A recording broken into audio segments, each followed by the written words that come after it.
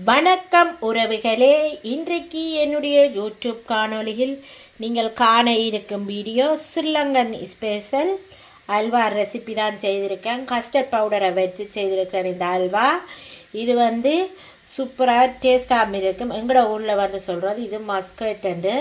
நீங்களும் ஒரு முறை இந்த மஸ்கட் அல்வாவை ஒரு முறை செஞ்சு பாருங்கள் கஸ்டர்ட் பவுடர் வச்சு. இப்போ வாங்க இந்த கஸ்டர்ட் பவுடர் அல்வா நான் எப்படி செய்தேனான்னு சொல்லி வீடியோக்குள்ளே போய் பார்க்கலாம். வீடியோக்குள்ளே போகிறதுக்கு முன்னால் ஃபர்ஸ்ட்டாக இந்த வீடியோ பார்க்குறீங்களா, அப்போ மறந்துடாமல் சப்ஸ்கிரைப் பண்ணிவிட்டு பக்கத்தில் இருக்கிற பெல் பட்டனையும் கிளிக் பண்ணிவிட்டு பாருங்கள்.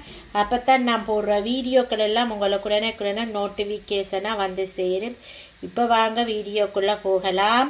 பார்த்தீங்கன்னு சொன்னால் தீபாவளி ஸ்பெஷலாக நான் உங்களுக்கு பலகாரங்கள் செய்து போட்டுக்கொண்டிருக்கிறேன். அந்த வகையில் இது இன்னும் ஒரு ஸ்வீட் தான் செய்ய போகிறேன்.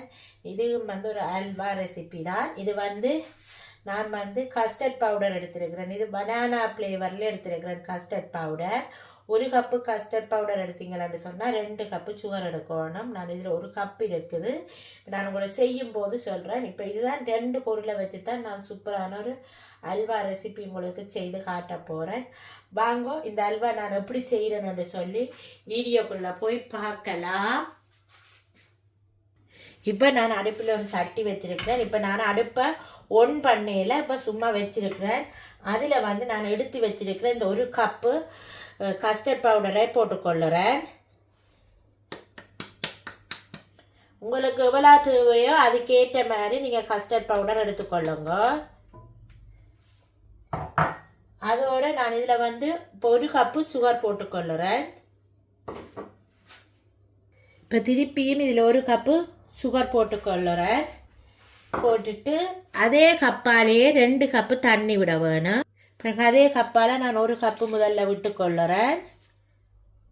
திருப்பியும் அதே கப்பால் இன்னொரு கப்பு விடுறேன். 2 கப்பு நான் தண்ணி விட்டுருக்கிறேன். இதை இப்போ நல்லா கட்டியல் இல்லாமல் கரைச்செடுக்க வேணும். இப்போ இதை நல்லா கட்டியல் இல்லாமல் நாங்கள் முதல்ல லிக்விட்டாக நல்லா கரைச்செடுக்கணும். அதுக்கப்புறம் தான் நீங்கள் அடுப்பை ஒன் பண்ண வேணும். அதுக்கு முதல் அடுப்பை ஒன் பண்ணிடாதீங்க. இப்போ நாங்கள் இதை நல்ல வடிவாக கரைச்சி எடுத்துக்கொள்ளுவோம். இது ஈஸியாகவும் குயிக்காகவும் செய்யக்கூடிய ஒரு ரெசிபி தான் இந்த கஸ்டர்ட் பவுடர் அல்வா. நீங்களும் ஒரு முறை இந்த தீபாவளிக்கு செஞ்சு பாருங்கள். இப்போ இதை நல்லா கரைச்சிட்டு பார்க்கலாம். இப்போ நாங்கள் அடுப்பை ஒன் பண்ணி கொள்ளுவோம். இப்போ அடுப்பு ஒன் பண்ணிவிட்டு கை விடாமல் நல்லா மிக்ஸ் பண்ணுங்க. அப்போ தான் இதில் கட்டியல் படாமல் இருக்கும். நான் இப்போ இந்த பேனில் செய்கிறேன். நான்ஸ்டிக் பேனில் செய்தீங்களா ஒட்டாமல் ஈஸியாகவே செய்து கொள்ளலாம். இப்போ இதை நாங்கள் கை விடாமல் ஒரு 5 நிமிஷம் மிக்ஸ் பண்ணிக்கொண்டே இருப்போம். பார்த்தீங்களான்னு சொன்னால் இந்த அல்வா செய்கிறது நல்ல ஈஸியும் சுலோகமாகவும் இருக்கும் உங்களுக்கு. நீங்கள் பார்த்தீங்கன்னா கோதுமை மாவில் அல்வா செய்வீங்கன்னா அது பால் எடுத்து குழச்சி புளிக்க வச்சு பால் எடுத்தெல்லாம் அல்வா செய்கிறது. இது ஈஸியாகவும் சுகமாகவும் செய்யக்கூடிய கஸ்டர்ட் பவுடர் அல்வா. இதில் நீங்கள் ஏலக்காய் பவுடர் எதுக்குமே போட தேவையில்லை. பாருங்க, ஈஸியாகவே ஒரு 10 மினிட்ஸில் இந்த அல்வா ரெடி பண்ணிடலாம். இப்போ பாருங்க, திக்காகிக்கொண்டே வருது பாருங்க. இந்த முறை தீபாவளிக்கு இந்த கஸ்டர்ட் பவுடர் அல்வாவை நீங்கள் செய்து பாருங்க. உண்மையிலே உங்களுக்கும் ரொம்ப பிடிக்கும். உங்களுக்கு பார்த்தீங்கன்னா அல்வா திக்காகிக்கொண்டு வருது பாருங்க. இந்த இதில் நான் கொஞ்சமாக நெய் விடுறேன். நீங்கள் இப்போ இதில் நான் கொண்டு வருது பாருங்க. அல்வாக்கு நான் கொஞ்சமாக முதல்ல 1 டேபிள் ஸ்பூன் அளவு நெய் விட்டு கொள்ளுறேன்.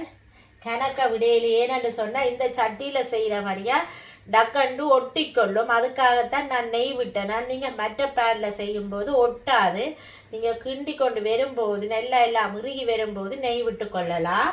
இப்போ நான் இதில் இந்த பேனில் கிண்டுறபடியாக தான் நெய் ஏர்லியாகவே நான் கொஞ்சம் விட்டிருக்கிறேன். இப்போ இதை நல்லா மிக்ஸ் பண்ணி கொடுப்பேன் பாருங்க. திக்காகி கொண்டு வருது, உங்களுக்கே பார்க்க தெரியுது பாருங்க இப்படி வருதுன்னு சொல்லி.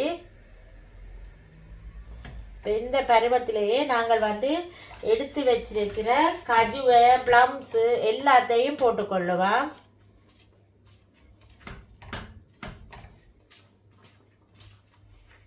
இது சூப்பராக பாருங்க அல்வா வந்து ரெடி ஆகிட்டுது. நல்லா பனானா ஃப்ளேவர் வாசம் இருக்குது. உங்களுக்கு பனானா ஃப்ளேவர் தேவை இல்லையாண்டா நீங்கள் இதில் ஏலக்காய் போட்டுக்கொள்ளலாம். நான் ஏலக்காய் போட இல்லை.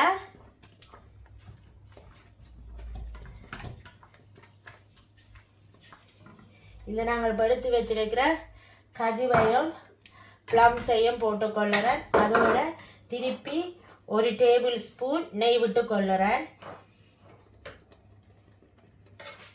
இப்போ இவ்வளோ நெய்யுமே காணும். இனி நீங்கள் நெய் விட தேவையில்லை.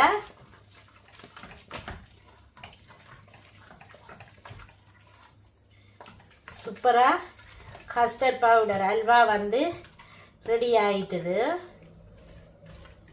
ஒரு 2 நிமிஷத்தால் இதை நீங்கள் இறக்கி கொள்ளலாம்.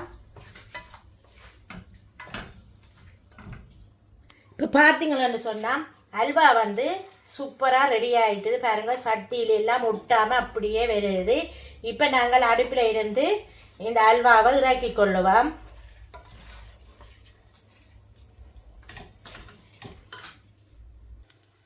இப்போ பார்த்தீங்கன்னு சொன்னால் அல்வா வந்து ரெடி ஆகிட்டு நான் இப்போ நெய் பூசி வச்சிருக்கிறேன் ஒரு ரேயில். அதில் வந்து இந்த அல்வாவை போட்டுக்கொள்ளுறேன். பாருங்க இப்படி வந்திருக்குன்னு சொல்லி சூப்பராக ரெடியாகி வந்திருக்கு.